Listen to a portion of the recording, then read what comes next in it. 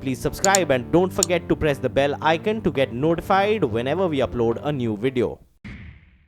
It's my pleasure to welcome you all to the second edition of the Global Luxury Realty Conclave presented by India, Sothebys, International Realty and CII.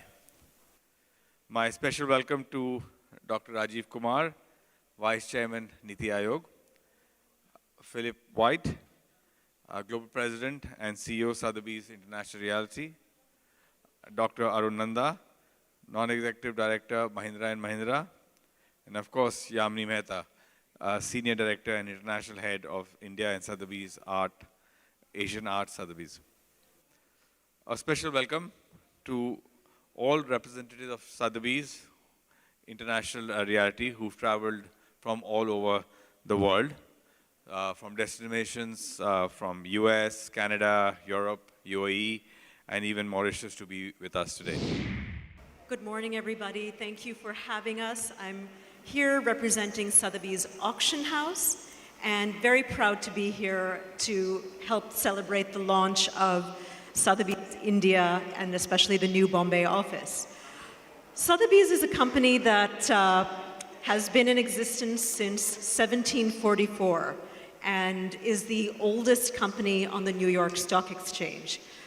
Every day I come to work, I think, wow, I work in a company that's been in existence longer than the United States, 1744. Can you imagine that? A company that's been around for generations. And I'm very proud to represent the ideals of quality, luxury, client service that is what we deal with every day. I have had the pleasure of running various diverse businesses because as president of Mahindra, I looked at business from advertising to automobiles, to tractors, to real estate, to finance, to telecom, to IT. You can name it and we were there. But I must say that real estate, somewhere down the line, we decided we'll get into real estate because it seems to be a money spinner. And I must tell you that I had hair before I started the real estate business. It's a very challenging business, but the excitement today is that it's always been a cyclical business. So it's a cyclical business, it goes up and down. And the good news is that we are at the bottom of the cycle. So the only way you can go is up. And I think I must compliment the CEO of Sothebys for not only moving from 8 billion to 108 billion, but also for his sense of perfect timing. Because as Warren Buffett said, the wise people think of getting into the business at the low cycle and the not so wise ones get on the higher cycle, because this is the only way it can go is up. Let me share a few perceptions or few opinions I have on how the market is going to change. One is Ms. Yamini Mehta, is that right? She talked about luxury goods and all that. And those of you who are even in your 40s, leave aside being in the 60s like me, would remember that if not long ago, 10, 15 years ago, even if you wanted a very mediocre high street brand, you had to go to London, or you had to go to New York, or you had to go to Paris. Today you can walk into a mall next door, and that is consumerism in India in its next phase. And the same thing applies to real estate, because it is moving from a place of shelter to a place of luxury. And that's where your company will play a role, because the Indian customers are maturing. They're looking at things from a different perspective. As I said, when my father bought his first house, it was a question of that he needed a roof over his head for his family. Today, the younger people, when they buy houses, it's lifestyle, it's luxury, it's comfort, it's moved. And that's where players like Sothebys will play a very important role. The fact remains that the realty sector, of which the luxury reality is just a part of, is a sector which in India already accounts for something like 8%, nearly 8% of the GDP. Now that's a huge share. I mean, I think, I don't know of any other sector which employs more people, more, in itself, other than agriculture. About, 40 million people, get employed in this sector. It's projected to have growth of employment, which is what the government's main interest is at the moment, of something close to 10% as we go forward. We're expecting this sector to have nearly 67, 65 million people going forward in 2022. And we in the economists continue to talk about sectors which have the highest linkages with the rest of the economy. And the real sector, as you know, the backward and the forward linkages have probably are as many as 200. So if the real sector grows, the rest of the economy grows. And I think within the real sector, although we in the government look after and are focused on affordable housing, as you would expect us to be, I think the luxury sector, if it leads the march for the real sector growth, I think it'll be quite amazing, because that's where large values get created. That's where new ideas and architectural ideas get created. This is where I think new buildings will see the trade-off. We'll see the balance between in the environment and employment and and spaces and design and aesthetics all coming together. And I think this is where the importance of the luxury sector lies. Thank you very much for giving me this opportunity.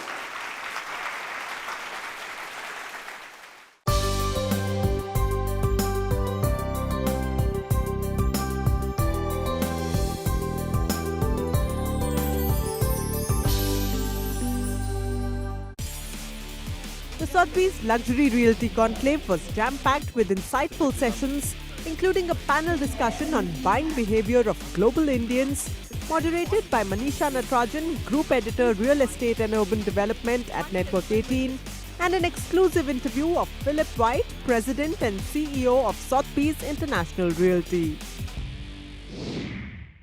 Philip White, pleasure to have you join us here on CNBC TV18.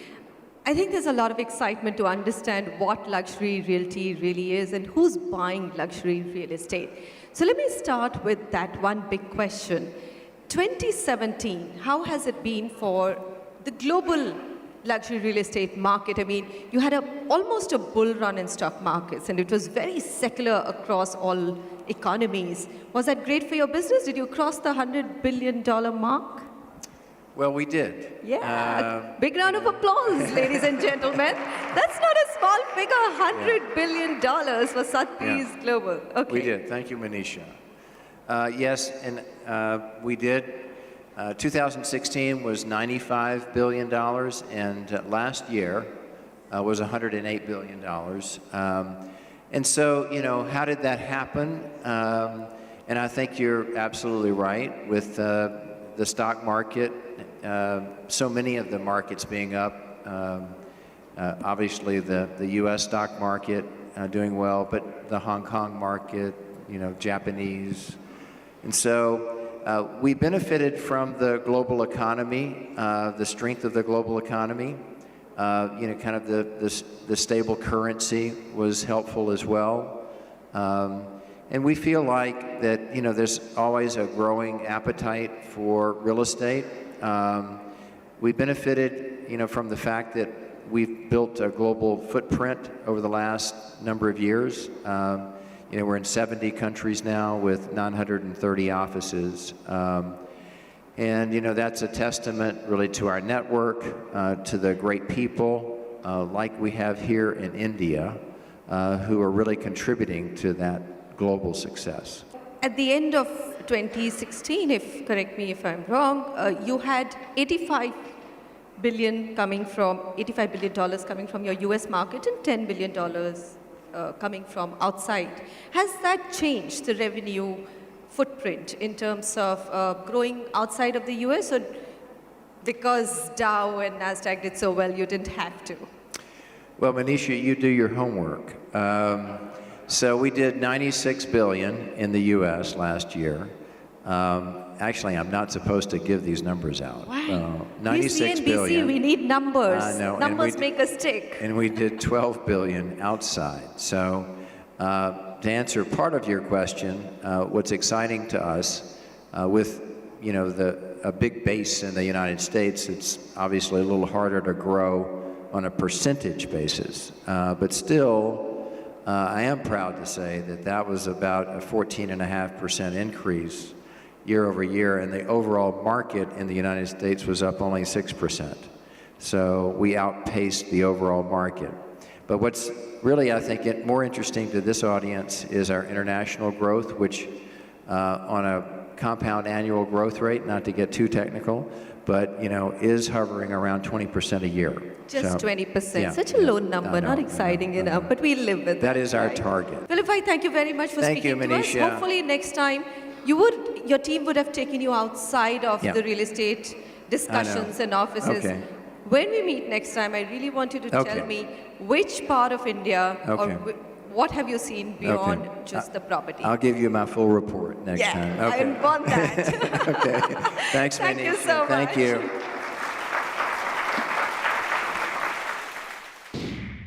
So, all right, let me start this conversation. And Nicky, always ladies first and the celebrity.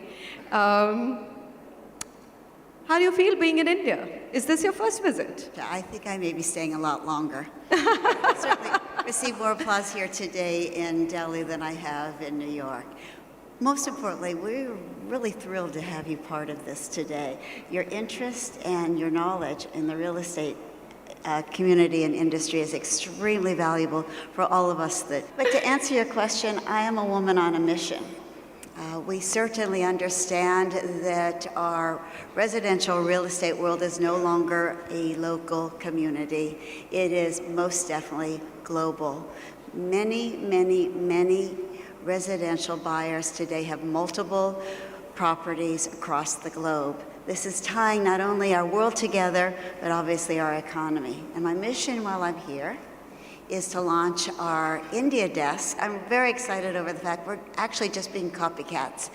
There's been a tremendous amount of fuel activity, as you well know, in Europe, particularly London, in the last couple of years. So we very smartly took one of the prime motivators of that activity with Sothebys in our London office, Mr. Akash Puri.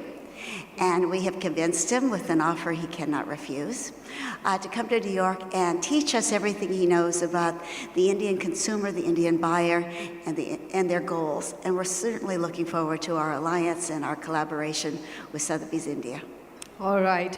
Brad, I believe you actually had a really big setup in Canada, and it's one of the few listed Sotheby's outfit? Yes. Well, Canada has a very long tradition of welcoming Indians to the country. It does. They've been helping to build the country for many, many years. Canada is one of the most multicultural countries in the world, and so people from a wide variety of backgrounds feel very comfortable there because they're among their peers, but they're also among others, and it's a very welcoming country in that respect. Indians make up 4% of the total Canadian population. In Toronto, 10% of the population is Indian. But at the universities, it's between 20 and 30% of university students. That speaks Right. volumes of... So that's a lot of the reason why they're buying properties in Ian, Yes, ma'am. always, I mean, Indians have loved the region that you operate in, isn't it? Oh yes, the UK has been home to the Indians for, well, longer than I've been alive, that's a sure fact, for probably over 100 years, and the settlement is just huge. I'm disappointed I don't have the number, Brad's already outbid me, I don't have the number of Indians living in the UK at this moment in time. Okay. Michael, yes. Hi. Save the overarching one for you, because I believe you've got touch points with every office of Sotheby's. So, Yes. opening India's my remark- favorite office. Is that what you're going to ask? Right. Okay. Because we're going to go off script. I love it. Yeah, opening remark. In terms of how do you place the India market? I mean, exciting, yes, but is it also challenging in some ways? I'm sorry, place what? The getting Indians to buy abroad. You know, so I know that we were talking about some of the India as a buying group, and it's one of the most exciting groups that we see on a global scale. I know that we were talking about the Brazilian and the Russians about 8 or 10 years ago, and now we're just talking about the Chinese and the Indians. And it is on a global scale with some of the key cities around the world. It is the key focus for us. We are really so excited to be here, to see the growth that our partners here with India, Sotheby's International Realty have been doing. As Philip said, we were in Mumbai earlier this week. We are looking at other key cities that we will be opening, including Bangalore and other areas around. So it's quite exciting for us as a brand. So it's Delhi and Mumbai right now, and you're opening in Bengaluru. That is correct. We are opening in several key cities around India. So I'm putting some very kind pressure on my affiliates here who are nodding in the front row. Praveen, thank you very much for being here. And here, there's so many of Sotheby heads from various countries, probably vying for Indians, right? Tell us, I mean, what is it that Indians should be looking at before they buy or commit to buying real estate anywhere in the world? Are there things that they need to be careful about? And if you can just give us, overarching things, and then I will get into the details. Indians, is more of a mindset. So you see the last decade or so, I mean, there is globalization of the Indian mindset. And the fact that wherever Indians go, rather than rent a property, they always want to acquire one. So, I mean, they want to create a home of their own and never look at a rented property and buy on their own. The other contributing factor has been, the way the business in India has grown over the last 10 years or so. And the way, the income levels have increased. A lot of, A, the houses have become very affordable. B, the business needs are also taking them overseas. So where they spend a lot of time overseas, they rather would want to buy a house than rent one. So you're saying if they have business ties close to any country or any city, then they end up buying there rather than renting. Rather than rent one, yeah. That's great business, I tell you, for Sotheby's, isn't it? I mean, just Sure the is. love Indians have for buying real estate, it's quite unbelievable. Ladies and gentlemen, thank you very much for joining me here on this very interesting panel discussion. The two-day event was a huge success, offering a unique platform to interact with top business minds in the luxury real estate industry and covering an extensive range of relevant topics for various stakeholders. The conclave was successful in leveraging the Sothebys International Realty brand's global presence and reaching out to the wide Indian diaspora spread across the world.